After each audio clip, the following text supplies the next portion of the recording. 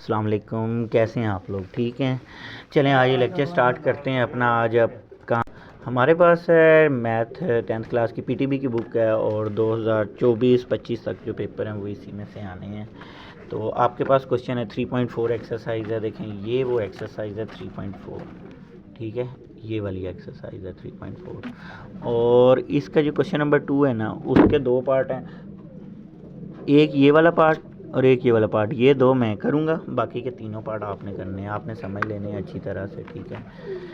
ये आप लोगों के पास क्वेश्चन लिखा हुआ है, आप लोग क्वेश्चन को रीड करें। आपका आधा क्वेश्चन जो होगा ना वो यहाँ से ही आपको पता चल जाएगा। आपके पास है कंपोनेंट डिवाइडेंड थ्योरम लगना है, ठीक है। आपने वैल्यू फाइंड करनी है इसकी और इसकी, x + 2y x + 2z, जबकि ये गिवन है। ये चीज़ जो गिवन है आपने उसको लिखना है। देखें x = 4yz y + z। अच्छा, इस पे दो दफ़ा कंपोनेंट डिवाइडेंड थ्योरम यूज़ होगा। ये x है, x के आगे क्या वर्ड लिखा है 2y।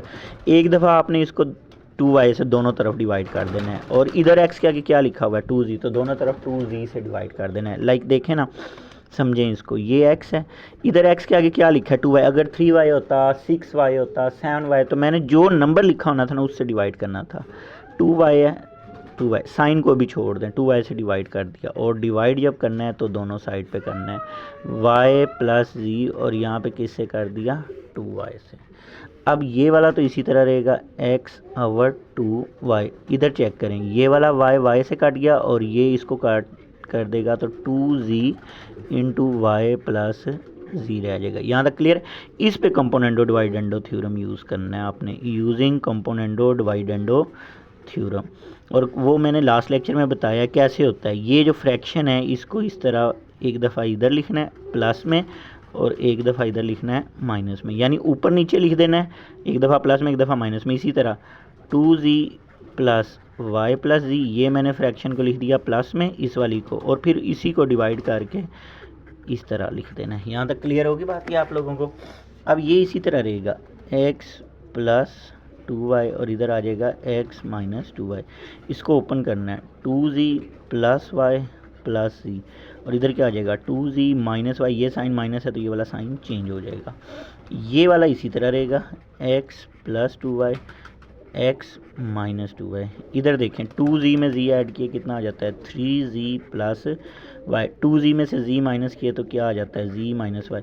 ये मेरे पास जो फर्स्ट चीज़ मुझे चाहिए थी वो ये थी, ये रिक्वायर्ड जो चीज़ थी ये मुझे मिल गई है, ठीक है। ये रिक्वायर्ड था। मैंने आपको स्टार्ट में बताया कि इसमें दो दफ़ा कंपोनेंट डिवाइडेंड थ्योरम यूज़ होगा। आपने स्टार्ट गिवन से लेना है, ये ले लिया। अब ये देखें x के आगे 2y था ना, तो मैंने जब इसको लिखा, लिख के मैंने दोनों तरफ 2y से डिवाइड किया। इधर x के आगे क्या है 2z, तो मैं अब x को दोबारा ये वाली वैल्यू जो गिवन है ये मैं लूँगा। ये देखें x की मैंने वैल्यू ले ली, x = 4yz × y + z। ये मुझे उन्होंने खुद दी हुई थी वैल्यू ये, लेकिन अब की बार क्या है 2z, तो मैंने अब 2z से डिवाइड कर देना है दोनों तरफ। यहाँ तक क्लियर होगी बात ये आप लोगों को। देखें x इसको मैंने डिवाइड कर दिया 2z से इधर ही, और 4yz इसको डिवाइड कर दिया 2z से मैंने इधर। यहाँ तक क्लियर होगी बात ये। इसका मतलब है मेरे पास ये जो x/2z है ये किसके इक्वल आ जाएगा, ये 2 से 4 से कट जाएगा, इधर आ जाएगा 2, और ये z को कट कर देगा 2y/y + z। अब मैंने इस पे कंपोनेंट डिवाइडेंड थ्योरम यूज़ करना है, और वो क्या था x, इस फ्रैक्शन को इस तरह आमने सामने लिखा, ठीक है, ऊपर भी और नीचे भी। इधर क्या रखना है प्लस, इधर क्या रखना है माइनस। इसी तरह इस फ्रैक्शन को भी आमने सामने रखा y + z, और इधर भी क्या आ गया 2 × y + z। इधर प्लस आ जाता है, इधर क्या आ जाएगा माइनस आ जाएगा।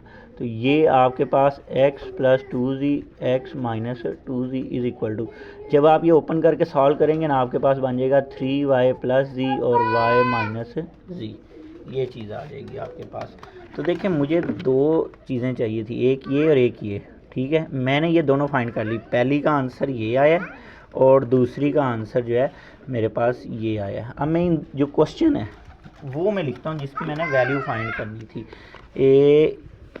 ये वाला क्वेश्चन, ये जो क्वेश्चन है ना ये मैं लिखता हूँ, ठीक है।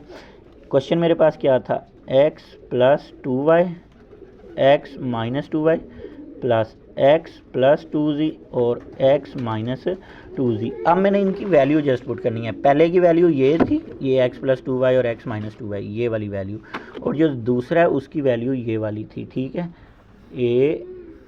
ये तो मैंने ये दोनों वैल्यू पुट करनी। देखें ये है ना x plus 2y x minus 2y, ये मैंने इसका आंसर निकाला हुआ है पहले, तो वो आपके पास क्या होगा 3z plus Y z minus Y, ये आ गया, प्लस इसका आंसर ये था 3y plus z into Y minus z।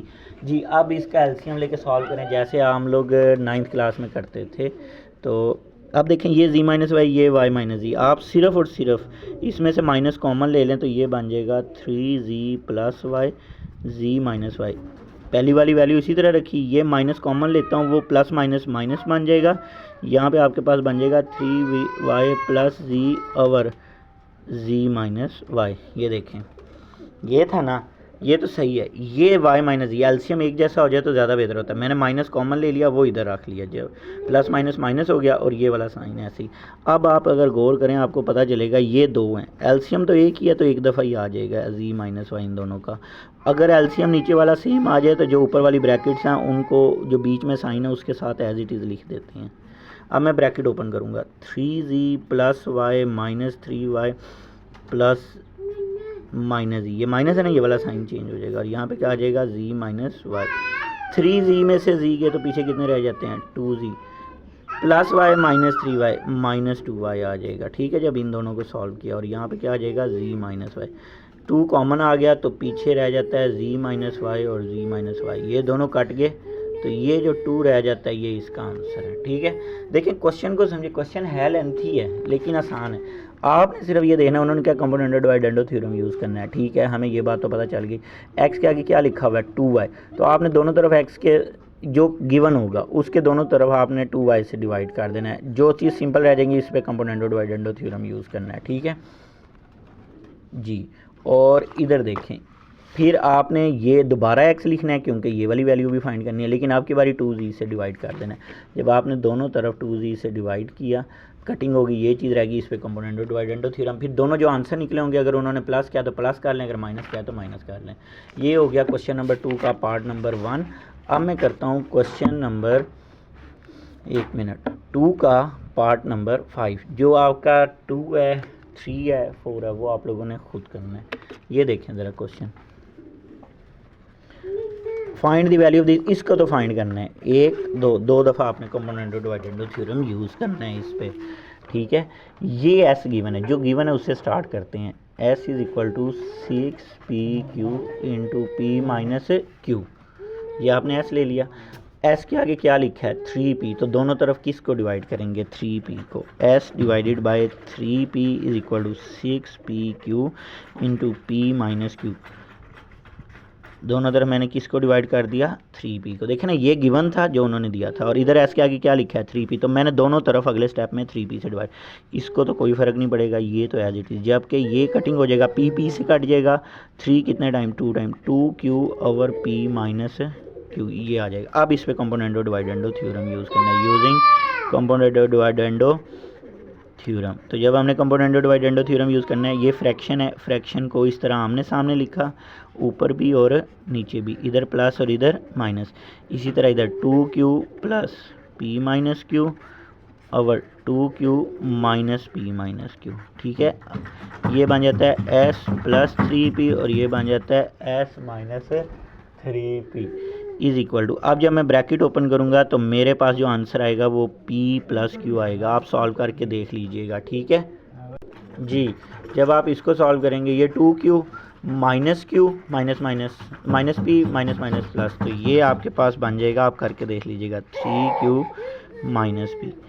ये आपके पास आ गई पहली वाली वैल्यू, ठीक है इसकी। अब हमने इसकी लेनी है वैल्यू, तो ये तो आपका एज इट इज़ लिखा जाएगा, क्या है s is equal to 6pq over p minus Q.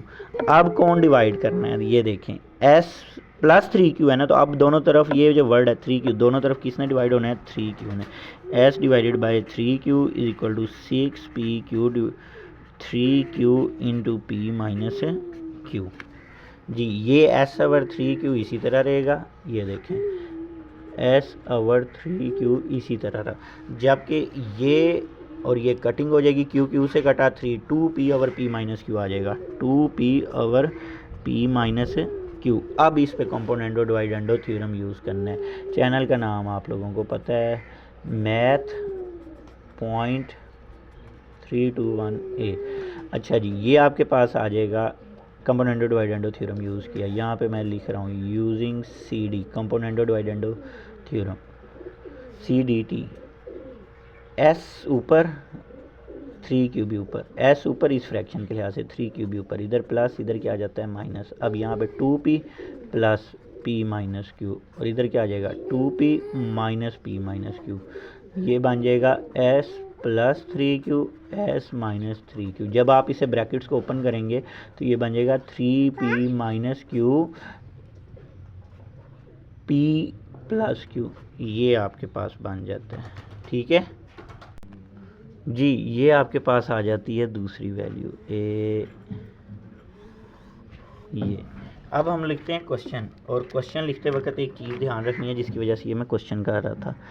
S - 3P S + 3P + S + 3Q S - 3Q, ये है जी। पहले की मैंने वैल्यू डालनी है, ये थी पहले की वैल्यू, लेकिन इसमें एक फ़र्क है, आपने वो फ़र्क देखना है क्या है। देखें भाई, आप लोगों के पास है ये question S - 3P S + 3Q, जबकि हमारा जो आंसर निकला है S + 3P और S - 3P, यानी जो हमें वैल्यू पुट करनी है वो इसका रिवर्स है, इसको ऊपर इसको नीचे। तो ये वाली वैल्यू ऊपर पुट होगी, ये वाली नीचे होगी। बात समझ लगी है। देखें, जो हमने वैल्यू फाइंड करनी है वो S - 3P S + 3P की फाइंड करनी है, जबकि जो वैल्यू हमारे पास निकली हुई है वो S + 3P की निकली है। तो आपने जब वैल्यू पुट करनी है इसको उल्टा कर देना है, यानी इसकी वैल्यू जो होगी, अगर ये प्लस वाला ऊपर है माइनस वाला नीचे, और इधर देखें माइनस वाला ऊपर प्लस वाला, तो जब वैल्यू पुट करनी है ये ऊपर आ जाएगा वो नीचे आ जाएगा। ठीक है, तो जब आपने वैल्यू पुट की इसकी S - 3P की, तो उस लिहाज से आपके पास इस वैल्यू को हमने चेंज करना है।